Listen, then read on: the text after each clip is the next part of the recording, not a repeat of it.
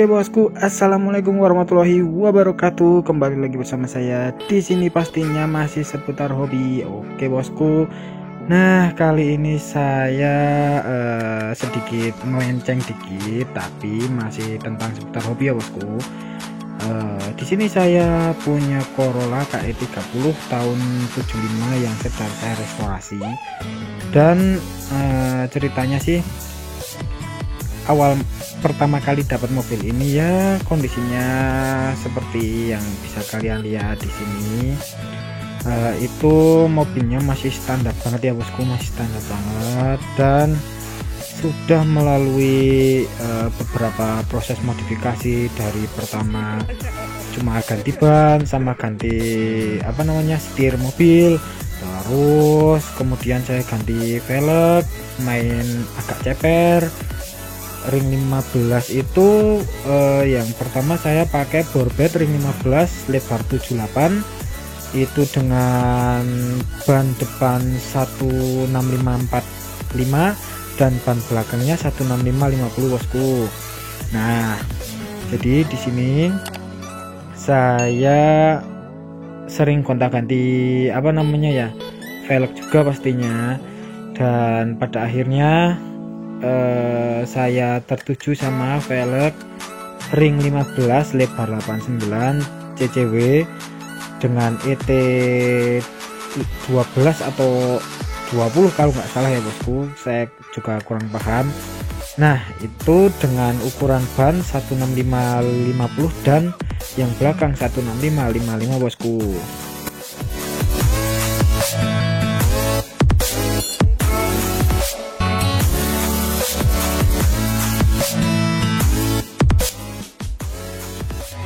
Nah bosku, ini untuk bagian sini kaki-kaki sudah terpasang benang juga buat senterin ya bosku ini ya. Terus di sini juga saya beberapa hari lalu saya bawa ini adaptor velg karena velgnya itu mentok di bagian shocknya ya bosku. Dan setelah saya pasang adaptor, nih penampakannya seperti ini bosku. Ya kelihatan ya keluar dikit dari bagian bodi ya.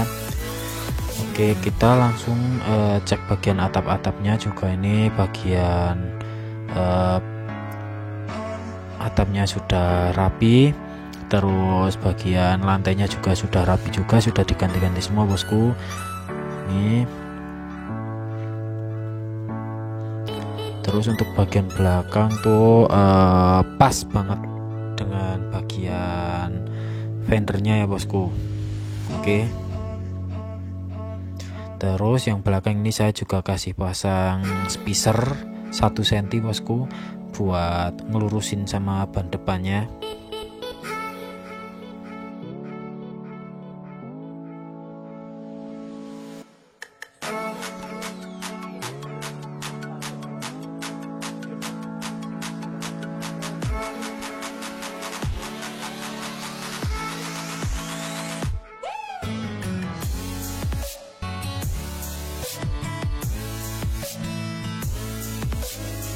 Oke bosku, jadi di sini saya juga sambil sharing-sharing sama mekaniknya tentang nih seberapa sulit sih buat ngerestorasi Corolla. Nah, ternyata memang untuk hal tersulitnya itu di awal pas proses bongkar ya bosku ya. Ya dikarenakan memang kondisinya waktu itu awal saya bawa ke bengkel. Jadi pas waktu saya perjalanan ke Jogja, terus di flyover Jombor itu ada sambungan aspal ya bosku, atau kayak polisi tidur di flyover di antara aspal itulah. Itu sih kayaknya juga nggak tinggi-tinggi banget. Nah waktu itu juga saya nggak sengaja sih, memang posisi lagi capek, terus ya pinginnya sih buru-buru sampai rumah. Malah ternyata itu bagian depan bawah bumper itu nabrak di polisi tidurnya bosku. Nah alhasil itu bagian fender depan itu melebar ke samping dan mundur bosku, sampai pada akhirnya itu pintu-pintu nggak bisa terbuka bosku.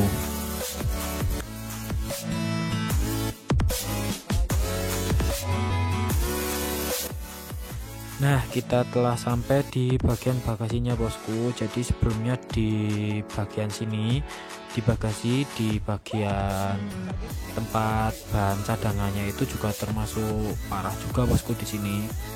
Sampai apa ya, banyak-banyak lubang gede-gede lah. Dan ini mungkin PR buat mekaniknya, masih cuma tinggal di bagian belakangnya saja bosku, karena ini ada beberapa bagian yang belum diganti kalengannya ya bosku, bodinya. Jadi di sini ya tetap masih menikmati prosesnya juga, sambil kita sharing-sharing juga untuk apa namanya ini ya, proses selanjutnya itu setelah ini memang bodi bener-bener jadi semua ya bosku. Nah, jadi di sini juga sebelumnya ada kendala di bagian engsel ya bosku. Ini engsel dari kap belakangnya. Nah, sebelumnya itu di bagian sini itu patah bosku di penahannya. Jadi waktu kita mau buka bagasi belakang itu apa namanya, engselnya itu nggak bisa nahan bosku. Terus alhasil kita tiap buka bagasi belakang itu kita tahan pakai tangan atau enggak, saya sempet sih ini pakai kayu bosku buat jadi penahannya. Jadi ya seperti itulah bentukannya waktu buka bagasi mobil belakangnya ini, seperti apa ya, bisa kalian bayangin ya bosku. Tapi di sini memang sudah bener-bener diperbaiki semua bosku. Jadi ini sudah fungsi, sudah dicek-cek semua, dan sudah pernah dipasang juga untuk bagian kap belakangnya buat nyoba itu apa, engselnya itu masih sudah bisa berfungsi atau masih belumnya ya bosku.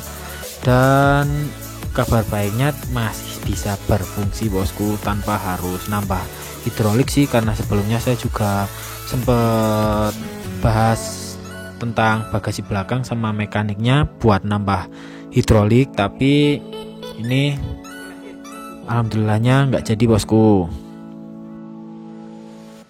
Nah, di sini juga saya lanjut buat masuk ke dalam rumah mekaniknya, karena saya juga dikasih tahu kalau untuk bagian pintu depan belakang dan untuk bagian kap depan kap belakangnya sudah jadi bosku. Dan ini part-part bawaan mobilnya masih di sini. Terus kita langsung nih bagian kap belakangnya bosku, ini sudah dempul ya bosku, walaupun masih ya ada mungkin beberapa proses finishing lagi. Untuk bagian pintu belakang nih juga sudah proses epoxy bosku. Terus nih kap depan sama pintu-pintu yang lain juga alhamdulillah sudah epoxy juga. Tapi ya yang seperti bisa kalian lihat sendiri, ini masih ada, ya masih butuh proses buat penyempurnaan lagi bosku. Dan ini katanya juga nanti kalau memang untuk bagian belakang, dari atas roda belakang, pokoknya bagian belakang mobil lah, ini nanti kalau memang bener-bener sudah siap, sudah jadi, baru untuk proses pemasangan pintu-pintunya bosku, buat senterin atau lurusin untuk bagian nut-nutnya lagi bosku. Jadi biar ya, karena memang mobil klasik itu banyak nut, bagian nutnya yang lumayan sulit ya bosku.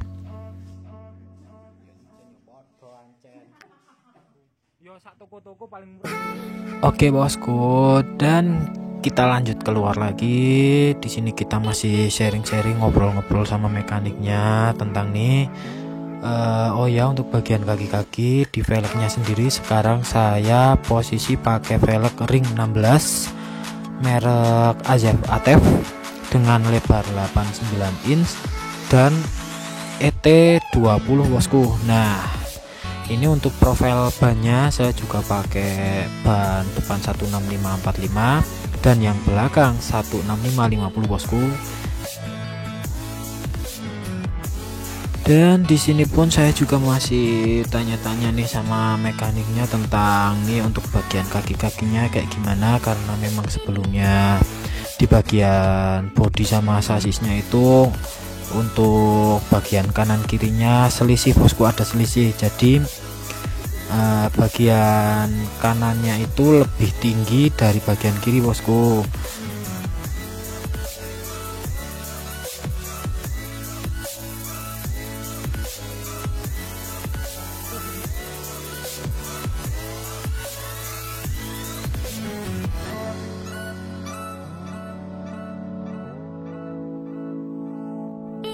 Jadi sebelumnya memang sih untuk bagian sebelah kiri, bodi sebelah kiri itu lebih pendek dari sebelah kanan, soalnya memang selisih antara 3 sentinan bosku bagian kiri sama kanannya.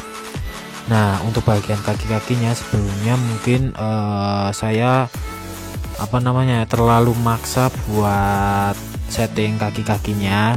Jadi untuk di bagian berdaunnya itu kanan kiri itu settingannya sudah beda bosku, karena saya sebelumnya setting kaki-kaki buat ngeratain velg sama fender itu dibikin berbeda bosku.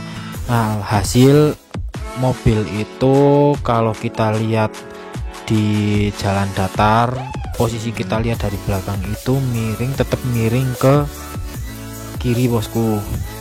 Nah, ini di sini saya juga sempat tanya buat kaki-kakinya enaknya kayak gimana. Terus kalau misal saya setting ulang ada ngaruh enggaknya di bagian bodinya lagi. Ternyata beliau bilang aman dan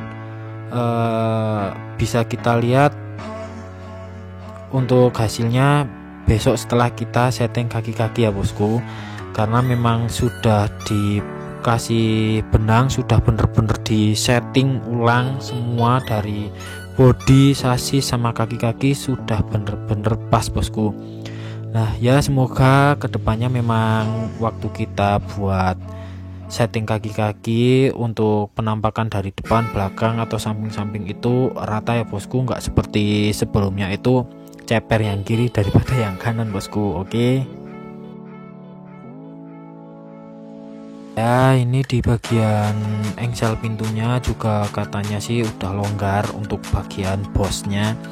Jadi untuk bagian pintu itu ya longgar kayak gimana lah, itu pintu yang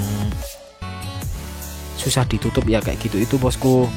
Jadi ini sudah aman semua, sudah dikontrol ulang. Tapi ya besok kita tetap cek-cekin lagi ya bosku sebelum lanjut ke proses selanjutnya. Dan mungkin di video ke depan saya tetap akan masih step by stepnya untuk proses restorasi mobil Corolla saya ini. Ini untuk bagian belakang juga ya seperti yang kalian lihat, ini bagian kirinya itu ya antara 4 jari untuk selisih roda sama fendernya, tapi di bagian kanannya itu selisihnya itu sekitar 3 jarian bosku. Jadi memang ya seperti yang di awal video saya bilang, bagian belakang memang belum ke setting.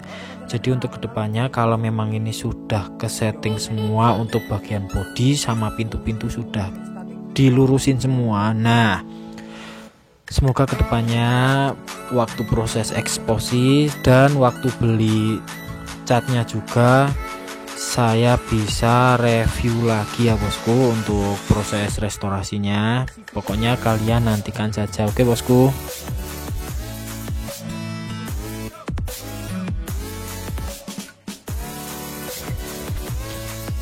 Nah, ini bagian kanan fendernya bosku. Jadi ini sementara masih saya diskusikan juga sama mekaniknya. karena memang sebelah kanan sama kiri itu posisi fendernya itu beda bosku, jadi longgar yang kanan daripada yang kiri bosku. Nah kelihatan kayak ceper yang kiri daripada yang kanan gitu bosku. Jadi di sini memang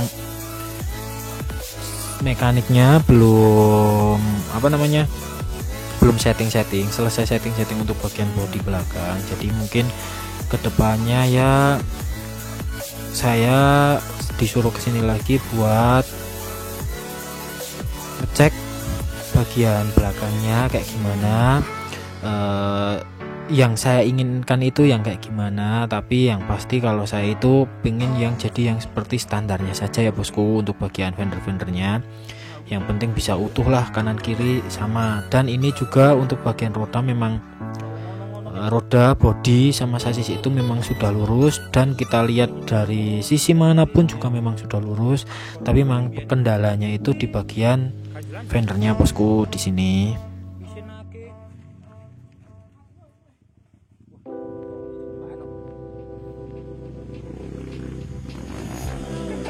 Oke bosku, jadi kita di sini sudah sampai di penghujung konten kita kali ini ya bosku. Oke. Dan tak lupa saya ucapkan buat kalian yang sudah terus support dan dukung channel saya dengan cara subscribe di sini. Saya ucapkan terima kasih sebanyak-banyaknya buat kalian, dan jangan lupa juga tonton terus konten-konten menarik dari saya. Dan apabila ada salah kata saya minta maaf sebesar-besarnya pastinya. Oke bosku. Dan di sini juga pokoknya kita masih berjuang dengan proses. Tetap sabar terus ya, pokoknya kalian nantikan saja hasil selanjutnya dari konten saya. Oke bosku, cukup sekian, terima kasih dari saya, dan wassalamualaikum warahmatullahi wabarakatuh bosku. Oke.